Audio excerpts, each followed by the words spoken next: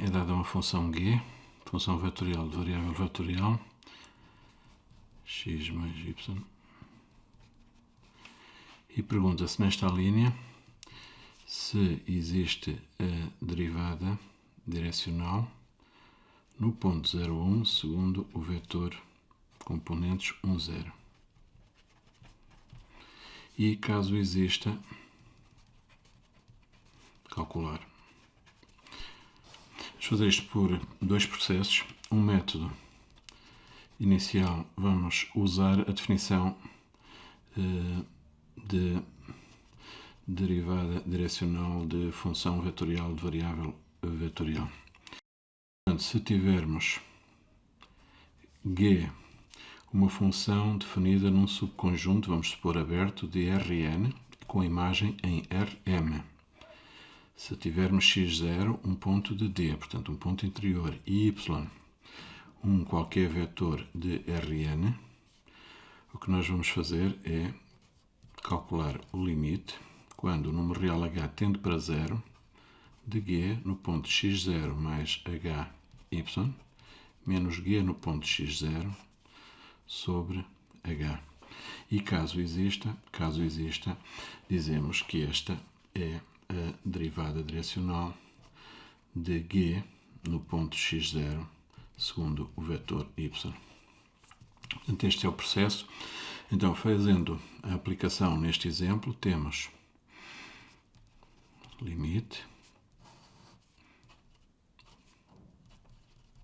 ponto x0, neste caso 0,1, o vetor y, vetor 1, 0, menos o valor da função no ponto x0 sobre h, e simplificando e substituindo, escrevemos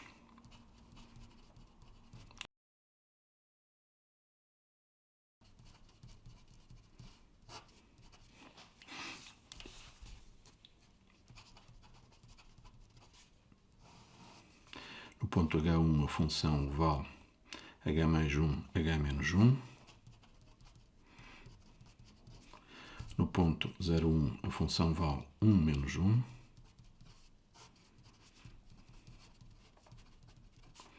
Subtraímos vetores em numerador, temos h sobre h. Podemos ainda escrever o limite, quando h tende para 0, do vetor constante com componentes 1, 1, e este limite é simplesmente 1, 1. Portanto, temos aqui o resultado. Outra maneira de resolver o exercício é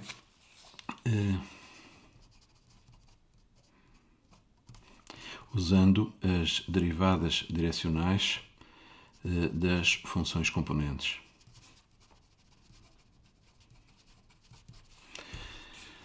Portanto, se nós, neste caso, vamos já particularizar, para a imagem é também um vetor em R2, portanto, considerando já o caso em particular de termos duas funções componentes, portanto, se nós tivermos a derivada direcional da primeira função componente no ponto x0 segundo o vetor y, e a mesma coisa para a segunda componente. Se existirem, então a derivada direcional da função vetorial no mesmo ponto x0 segundo o vetor y há de ser o g1' no ponto x0 segundo o y, vírgula g2' no ponto x0 segundo o vetor y. Okay? É que nós, neste caso, muito rapidamente calculamos as derivadas direcionais das funções componentes. Portanto, temos o g1 no ponto xy será x mais y, de maneira que o g1' no ponto que nos interessa é o ponto 0,1 segundo o vetor 1, 0, será aquilo que nós podemos chamar ainda a derivada da função g1 parcialmente a x, né? Direção do vetor 1, 0 no ponto 0,1, e isto é simplesmente 1, não é? Não precisamos da definição. E a mesma coisa para o g2.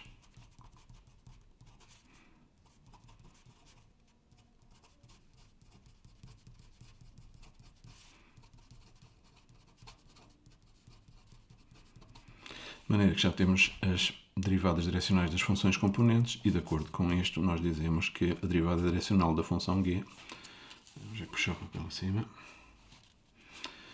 no ponto 0, 1, segundo o vetor 1, 0, será o vetor formado por estas duas componentes, 1, 1. Ok? Apresenta-nos uma função h. A função h está definida em pontos de R3 e a imagem é um vetor de R2 determinadas. As componentes são determinadas de acordo com a função componente H1, vamos chamar já aqui H1, e menos xy, que é aquilo que podemos chamar o H2. E pergunta a matriz jacobina de H no ponto menos 1, 2, menos 2. Portanto, só temos que ir buscar a definição, não é? Escrevemos a jacobina de H num qualquer ponto x, y, z, será o dH1 dx, dH1 dy, dH1 dz. Não é? Portanto, tem uma primeira linha onde temos como elementos as componentes do gradiente de função componente H1. E na segunda linha a mesma coisa em relação ao H2, não é?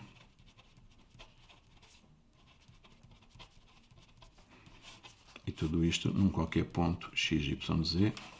Estas derivadas parciais existem em qualquer ponto neste caso. E feitos os cálculos, obtém-se aqui y, x, menos 1, menos y, menos x, 0. Okay? De maneira que no ponto que nos interessa, que é o ponto menos 1, 2, menos 2, temos apenas que substituir e obtém-se 2 menos 2, menos 1, 1, menos 1, 0. Okay? Na linha C, pede-nos para calcular a derivada direcional da função h no ponto de coordenadas menos 1, 2, menos 2, segundo o vetor unitário com as componentes 0, 1 sobre raiz 2 e 1 sobre raiz 2. Okay? Poderíamos tentar aplicar a definição e há de funcionar, mas será mais prático usar uma fórmula que nos permite obter este resultado muito rapidamente. Uma forma de verificar, que é a forma que iremos usar mais à frente, é viável, neste caso, é começar por verificar que h é diferenciável neste ponto.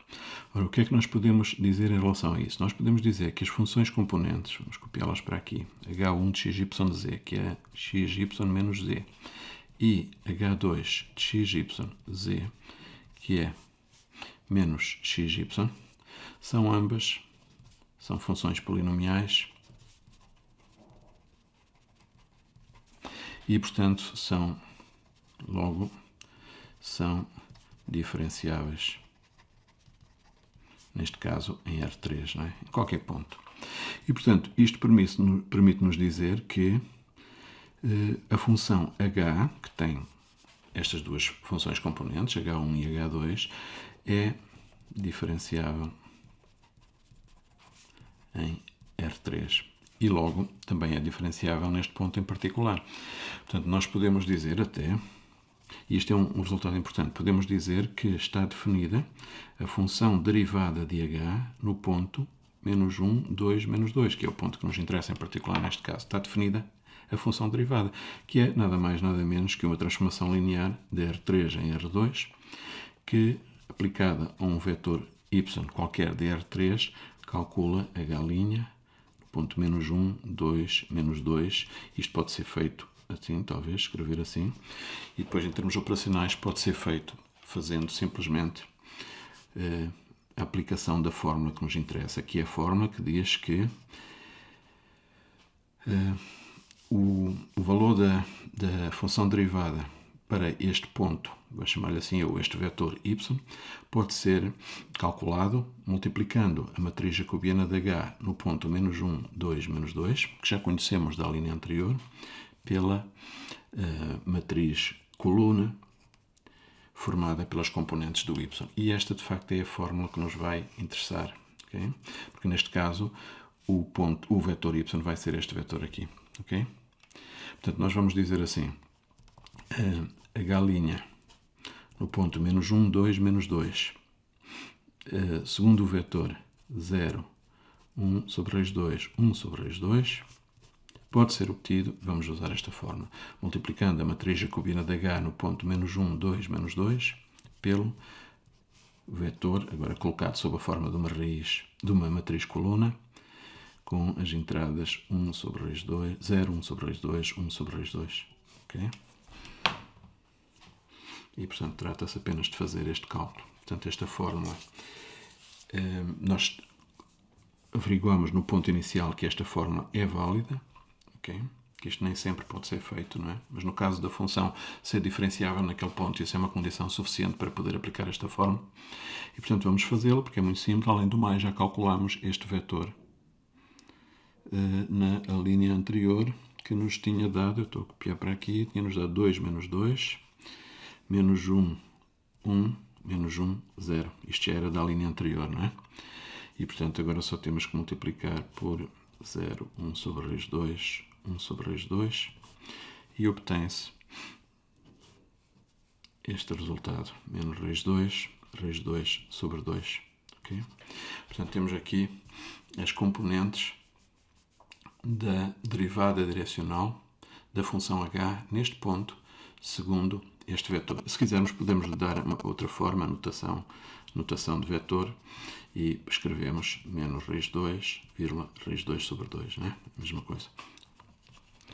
Na linha D, fala numa função composta designada por L, que é a função G, já nossa conhecida, após a função h. E pede para calcular a matriz jacobina dele no ponto 1, 1, 1. E vamos fazer isto por dois processos. Portanto, um método vai ser começar por, em primeiro lugar, definir a função L e depois, a partir da função L, tiramos a jacobiana. Portanto, o que é que nós temos? Temos uma função composta, podemos fazer aqui este esquema habitual. Temos aqui uma primeira função, que é a função h, que pega num ponto x, y, z, um ponto de R3, calcula uma imagem que vai existir em R2, okay? E a seguir aplica-se a função g, né? G após h, que vai ter uma imagem em R2. Okay? E a função composta g após h aparece aqui designada pela símbolo L. Okay? Aqui nós vamos definir o L, portanto é importante saber qual é o domínio do L, e o domínio do L neste caso vai ser coincidente com o domínio do H, porque é muito fácil verificar que o contradomínio do H está contido no domínio de G. O domínio de G é o R2. Portanto, se isto é verdade, nós podemos dizer então que a função L vai estar definida em todos os pontos onde está definida a função h, né? Neste caso R3, e a imagem vai ser um ponto em R2. Né? Pega aqui no ponto x, y, z, genérico, e calcula uma imagem que será g após h, vou escrever já assim, h, x, y, z. Okay? E é muito fácil encontrar esta forma funcional porque nós conhecemos o h e o g, e neste caso são muito fáceis de trabalhar. Portanto, isto fica simplesmente g no ponto h de x, y, z. O ponto h de x, y, z já tínhamos escrito anteriormente, é xy menos z, a primeira componente, xy menos z, vírgula, menos xy, a segunda componente. Este é o ponto que está ali assim, para um qualquer x, y, z, e agora aplica-se o h.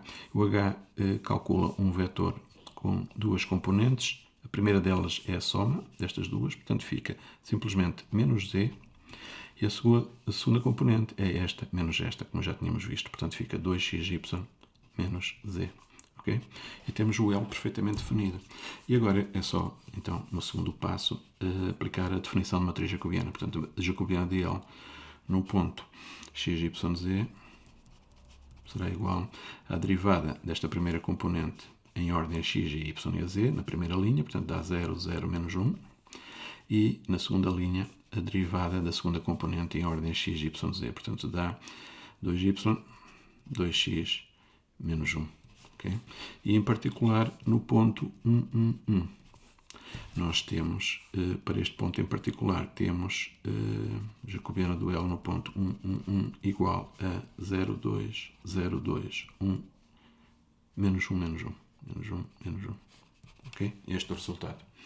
Agora vamos ver outra maneira de obter este resultado. Outra maneira de obter este resultado é usando aquilo que por vezes se chama a regra da cadeia, ou uma regra para aplicar a derivada da função composta, não é? A regra da derivada da função composta. Ok.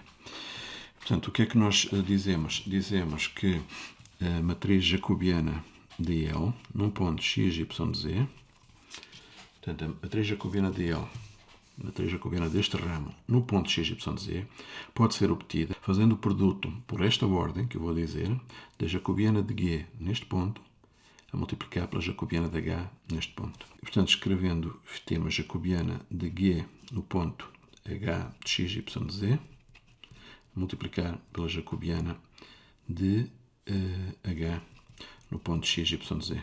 Ok? Ponto de coordenadas 1, 1, 1. Portanto, temos jacobiana de G no ponto H, 1, 1, 1. Ora, se aqui tivermos, voltando aqui assim a este esquema, se tivermos o ponto x, y, z, 1, 1, 1, o ponto H, a imagem deste ponto através da função H, podemos calcular de imediato, é 0 menos 1. Portanto, ao ponto 1, 1, 1, corresponde através de H o ponto 0 menos 1. Portanto, temos aqui a matriz jacobiana de G no ponto 0 menos 1, multiplicar pela matriz jacobiana de H no ponto 1, 1, 1. Portanto, é a matriz 1, 1, 1, menos 1, não é? E a jacobiana do H, vamos buscar um resultado anterior da linha B, vamos buscar aqui o resultado da linha B, substituímos o x, y, z por 1 e obtém-se 1, menos 1, 1, menos 1, menos 1, 0. E este cálculo dá o mesmo resultado, dá 0, 2, 0, 2, menos 1, que é o mesmo resultado que se tinha obtido ali em cima.